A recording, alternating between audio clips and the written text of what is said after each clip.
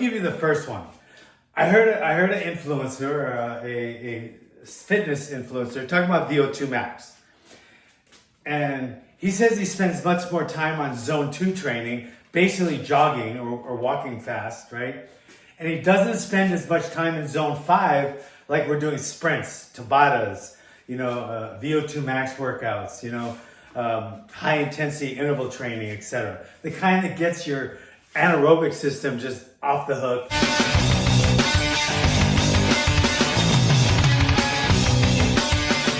You can't even breathe anymore, and you definitely can't talk while you're doing it.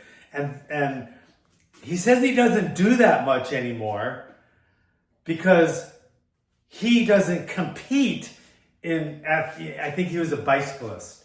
So he doesn't compete anymore in his bike riding, so he doesn't push himself anymore. Yet he has a family. Isn't that worth pushing yourself for, to protect your family? We as men, we are the protectors of our family. And if that doesn't get you motivated to train your zone 5 or your anaerobic or your painful workouts, if protecting your family isn't worth you training really hard, but going and riding a bike and getting a fucking medal is, that is disgusting, it's despicable, and I don't even know what to say to that. I mean, if you are a man, it doesn't matter if you've retired from your sport you used to do.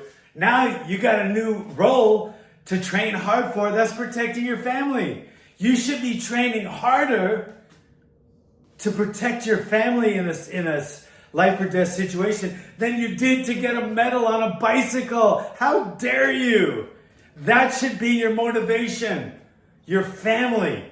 Okay? And if you don't have a family yet, you will. And you want to be the grandpa that can still walk, right? Or if you have a girlfriend, you're her protector. Isn't she worth you training hard for? If your girlfriend's not worth you training hard for, you should break up with her. Actually, she should break up with you because you're not a protector. So if your husband, a boyfriend, a fiance, a dad, you should be training harder than you ever did before because the stakes are so much higher.